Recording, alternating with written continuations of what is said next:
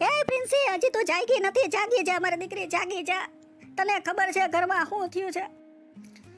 એ ના મમ્મી, શું થયું છે? કાંઈ થયું છે ઘરમાં? કાંઈ માથાકૂટ થઈ છે? પપ્પા અરે કાંઈ ઝઘડો થયો છે? એ આમ જો મેં ખાલી એમ કીધું ને કે તમે પ્રયાગરાજ ન લઈ જાવ તો કાંઈ નહીં, પણ અહીંયા પ્રદ્યુમન પાર્ક તો લઈ જાવ તો એમાં ઉપડી ગયા. આમ જો. હે મમ્મી, આટલી વાતમાં બને જ નહીં. એ તારા પપ્પા હવારના પોરમાં ઉપડી ગયા. મેં ખાલી એમ કીધું કે ક્યાંક તો લઈ જાવ. શનિ રવિ જાય માણાની બાયું ક્યાં ક્યાં બધાને ક્યાં ક્યાં લઈ જતા હોય છે, પણ તમારે તો આમ છો હાવ તમે તો કરી છે. ઓહો, મારાથી પ્રયાગરાજનું નામ હું બોલાઈ ગયું. આમ જો તારા પપ્પા ઉપડી ગયા, હવારના પોરમાં ઉપડી ગયા, આખું ઘર માથે લીધું. દેકારા પાડોશીને એમ થતું હોય છે આ કઈ પ્રજાતિ બાજુમાં રહે છે. એ તારા પપ્પાને કાંઈ ખબર ન પડે. હવારના પોરમાં આખું ઘર માથે લીધું. આજુબાજુ વાળાને એમ થતું હોય છે કે આ બાજુમાં કઈ પ્રજાતિ છે.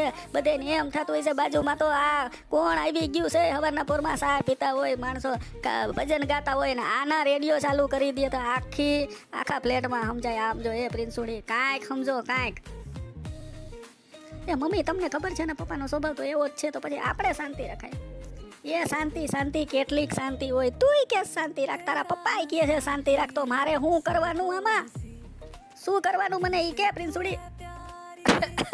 એ મમ્મી તમે છે ને સાવ ચૂપ થઈ જાવ. હું હજી જાગી જ છું. મારો મગજ નો ફેરવો અત્યારમાં. મેં હજી ચાય પીધી નથી. મમ્મી મારામાં તો શાંતિ રાખો. પપ્પાને તો તમે મોકલાવી દીધા. મારે હજી કેટલું આખો દી હોય. મમ્મી સવારના પોરમાં તમે મારો મગજ બગાડી નાખો તો મારો આખો દી ખરાબ જાય. વાહ, તુંય પણ તારા બાપ જેવી જ નીકળી હો. ટૂંકમાં મારો જ વાંક છે, હું જ સૌ. બરોબર છે? એ હારું મારી માં, તુંય કામ કર. તારો બાપ એવો ને તુંય એવી ને. મારે તો ખબર નહીં, જિંદગી બરબાદ કરી નાખી તમે બે. એ બસ મમ્મી બસ, હવે તમે બસ કરો ને, જાઓ. મારે એક્ઝામ છે, મારે સ્કૂલમાં જવાનું હોય, ટ્યુશનમાં જવાનું હોય, આખો દિવસ. મમ્મી બસ હવે આજ માટે આટલું બહુ છે.